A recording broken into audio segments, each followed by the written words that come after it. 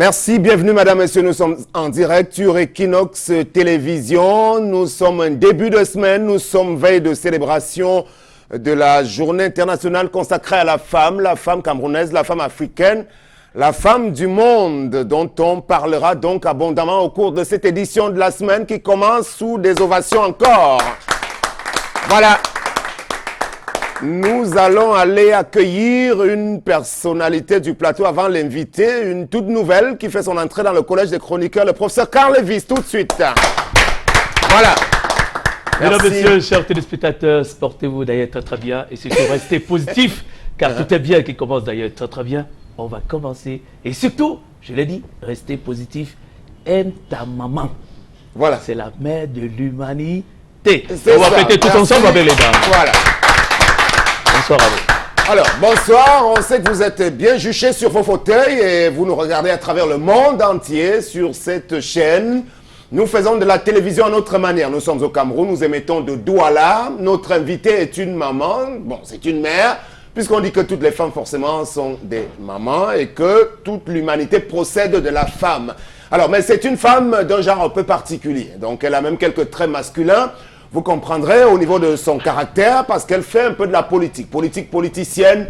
Elle milite depuis plusieurs années aujourd'hui et elle fait partie des rares femmes de poigne que l'on peut compter aujourd'hui sur la scène politique du Cameroun. Voici Madame Marianne Ekane. Voilà. Alors, dans mon introduction, je cherchais les mots. J'avais peur de me planter un peu. Je ne sais pas si je ne me suis pas trop planté, madame. Dans quel sens vous plantez dans votre présentation. Ah oui, non, mais dire que je suis un peu masculine, non, le talent est sans genre. Le talent n'a pas de genre, donc je n'ai pas besoin de mes talents pour être à votre hauteur. Donc je suis une mère, une grand-mère, nouvellement grand-mère. Et vous n'avez pas... Vous avez fait un portrait un peu succinct, mais bon, je suis avant tout Marianne Simon Ekane. Je suis mademoiselle Ekane, mais madame Simon Marianne, et je suis ravie d'être parmi vous. Voilà, merci. Alors, vous êtes parmi nous veille de 8 mars, donc c'était un grand moment pour nous. Oui, c'est un grand moment pour nous et surtout pour les femmes d'accueillir une femme la veille du 8 mars. Et on reste dans le sillage des femmes juste pour savoir, vous qui êtes femme, vous qui êtes politicienne, est-ce qu'aujourd'hui au Cameroun, la femme fait de la politique avec autant d'aisance qu'un homme? Tout à fait. Celles qui sont dans la politique avec L majuscule, oui, font de la politique comme les hommes. Mais celles qui sont là pour faire une caisse de résonance, d'applaudissements, non, elles font de la figuration. Mais quand on milite dans un parti d'opposition, oui, déjà rentrer dans un parti d'opposition, c'est déjà pas facile, mais pour une femme, c'est encore plus difficile parce qu'il y a des contingences, le mari, la famille, l'opposition. Ce n'est pas une sinécure dans notre pays, mais les femmes dans l'opposition, celles qui sont dans l'opposition, militent vraiment. Je ne veux pas dire que ceux qui sont dans le parti au pouvoir ne militent pas. Oui. Il y en a de solides qui militent, mais est-ce que c'est celles qui sont en vue? Est-ce que c'est celles qu'on voit? Voilà, oui. Alors une autre préoccupation, on a souvent coutume de dire, c'est que femme veut, Dieu le veut. Mais nous avons remarqué que vous vous battez, doucement mais sûrement, ça commence à voir le soleil. Est-ce que c'est vrai? Vous allez vous présenter sur la scène déjà?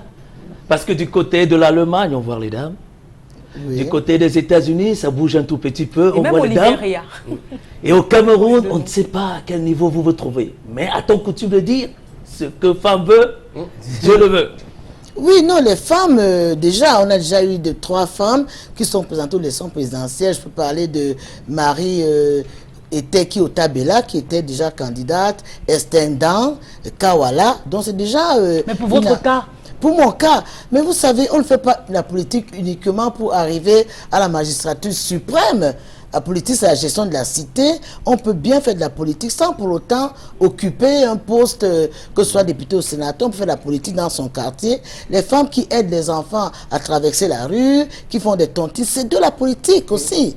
Il ne faut pas absolument penser qu'il faut avoir un poste.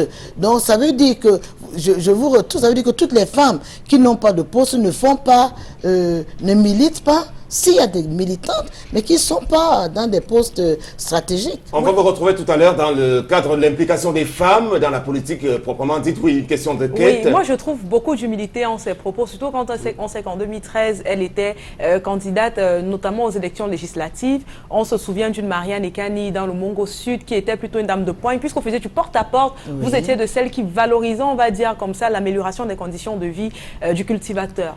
Oui, mais l'humilité, c'est l'antichambre de toutes les perfections. Dans la politique aussi? Oui, dans la politique aussi. Il ne faut pas penser qu'on a inventé le fil à couper le beurre, que c'est nous qui allons arriver, tout révolutionner. Je n'ai jamais pensé que parce que j'arriverai à l'Assemblée, d'un coup de baguette magique, la vie des Camerounais allait changer. Mais mon arrivée à l'Assemblée aurait permis ne serait-ce que qu'on entende ma voix, faire en sorte que cette majorité obèse du parti au pouvoir commence à basculer. Et c'est comme ça que petit à petit les choses changent. Aujourd'hui, vous gardez cela en travers de la gorge, n'avez pas pu accéder à cette volonté-là, finalement? Non, non, pas du tout, pas du tout. Parce que, vous savez, dans le Mongo ou au Cameroun, tout le monde sait que j'ai bien remporté ces élections. Tout le monde le sait. Puisque même les gens au pouvoir m'appellent, continuent à m'appeler honorable, honorable. Donc on sait. Mais la vie est ainsi faite. On fait des pas, et on avance, on trébuche, on ajuste jusqu'à arriver. Ok, victoire volée du Manidem dans le Mongo en 2013, dont on le retient. Bon, finalement, oui, c'est vous qui le dites. Parce que l'administration qui organise les élections, bon, ils sont tout à fait dans notre avis. Bitakola. Non, pas du tout. Ça, comme demain on va célébrer la femme, hein, je voulais que ma part reste un peu au niveau de la coiffure. Parce que quand je regarde, je sais, je ne comprends pas, il faut que la maman essaie un peu de nous expliquer quoi. La coiffure? Oui. Ça, c'est à l'Afrique, mais tout ça que chaque chose a en Afrique a une signification.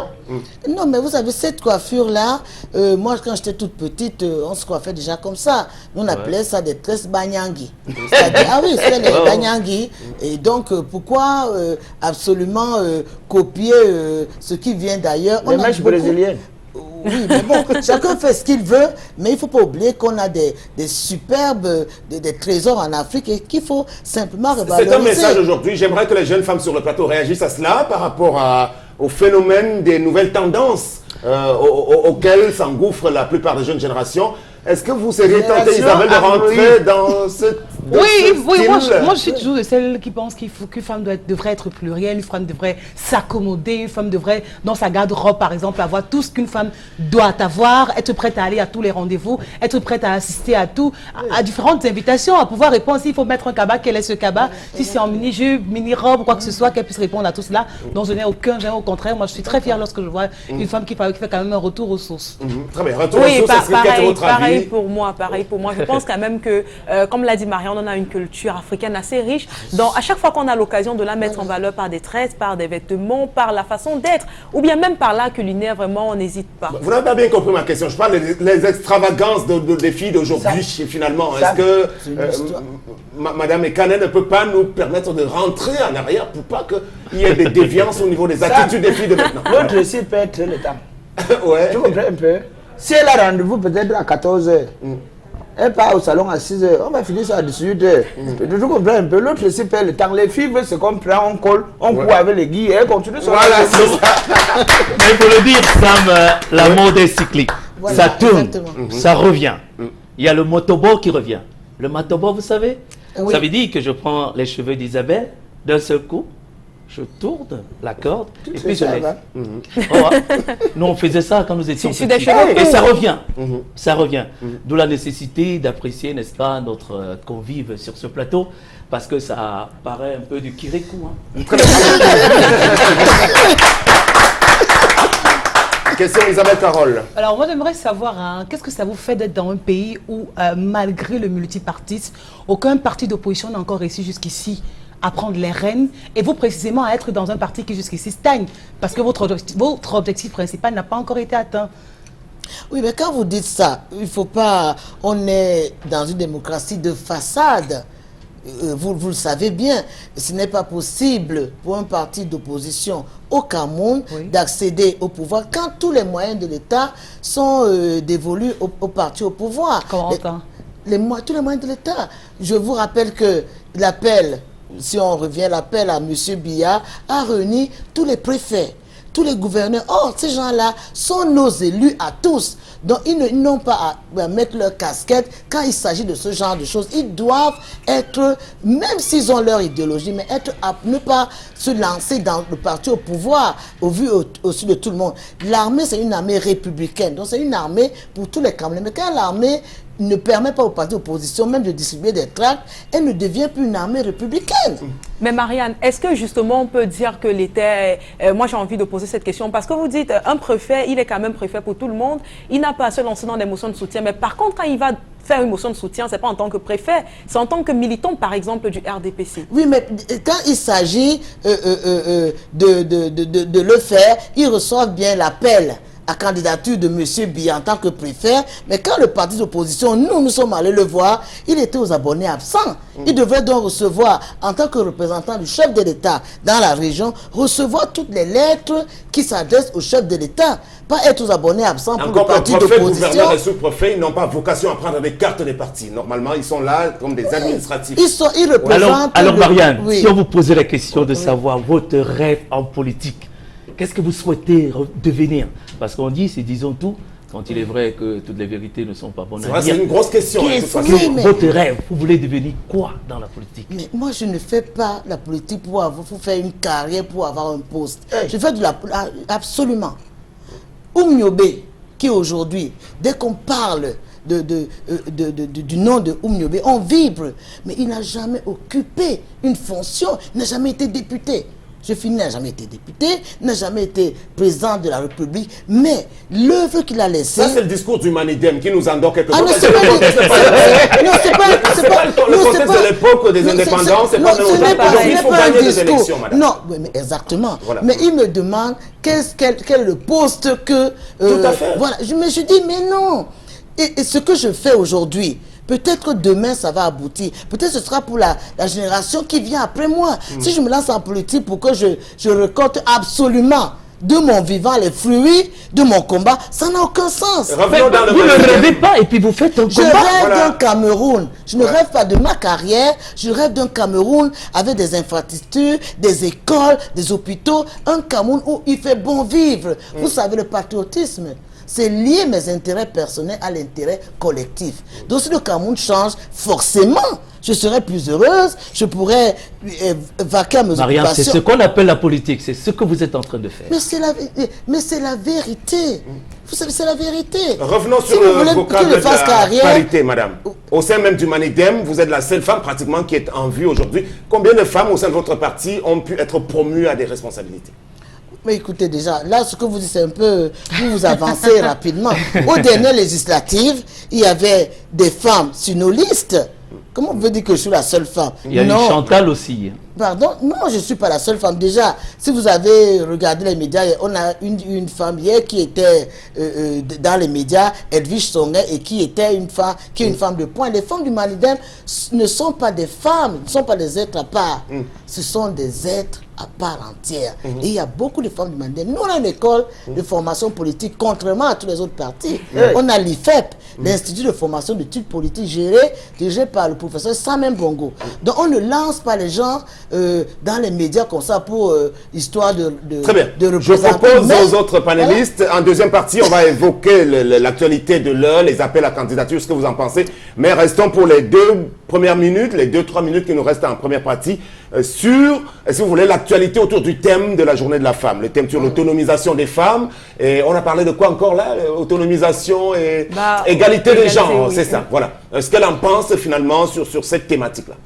Mais l'égalité des genres en politique, vous savez, il faut une présence significative. On ne veut pas de la quantité, on veut de la qualité. Il faut que ce soit des femmes de qualité, parce qu'il y en a 30% à l'Assemblée. Mais jusqu'aujourd'hui, le droit de la famille et de la femme, c'est aux abonnés absents. Les femmes ne peuvent pas avoir un crédit sans le couvert d'un homme. Les femmes ne peuvent pas, à salaire, à emploi égal, qualification égale, n'ont pas le même salaire. Les femmes ne peuvent pas faire des tas de choses. Donc, avoir des femmes... Madame Myriam, oui. Quand vous avez un respect pour la Bible. Question de Bitakola d'abord. Vous avez un respect pour la Bible. Ouais. On a dit, à travers l'homme, la côte gauche ressort la femme. Et quand vous parlez de l'égalité, ça sonne un peu, ça veut dire que vous n'avez pas la crainte de Dieu. Ok, très bien, répondez rapidement. Moi, je parle ouais. de l'égalité de droit, pas l'égalité entre hommes et femmes. Non, je parle d'égalité de droit parce que vous êtes un homme avec H, vous autant que moi. Vous respirez autant que moi. Je parle d'égalité de droit. Les deux, je suis fier d'être une femme et je ne changerai jamais ma place pour devenir un homme. Je suis fier. Parce que quand nous Donc, assistons dans les mariages civils, monsieur le maire, oui. il dit, c'est vous le patron. C'est vous qui choisissez où madame doit résider. C'est vous qui avez le bâton de commandement. Et quant à vous, madame, c'est vous la gouvernante de ce foyer. Si monsieur dit, allons vivre à Loé, vous devez partir à Loé.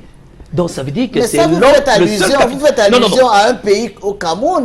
Mais on a signé la charte des droits de l'homme et ce n'est pas la même chose ailleurs. Ne vivons pas ailleurs, vivons d'abord notre Oui, Cameroun mais- que nous aimons d'ailleurs oui, mais très la bien pour journée grandir. internationale de la femme, n'est pas la journée internationale de la femme au Cameroun, c'est la journée internationale de la femme dans le monde. Dans le monde. Donc ne restons pas sur le cadre du Cameroun. On a beaucoup de choses qui doivent évoluer. Mais quand tu as dit que la femme vient de la côte de l'homme, je suis très cartésienne pour... Mais vous préconisez quoi justement pour qu'on ait des changements? Vous parlez de la femme qui n'a pas autant de droits que l'homme, mais est-ce qu'on est prêt de sortir de l'auberge finalement? Est-ce que c'est pas que des discours, tout ce qu'on entend à la télévision à longueur de journée?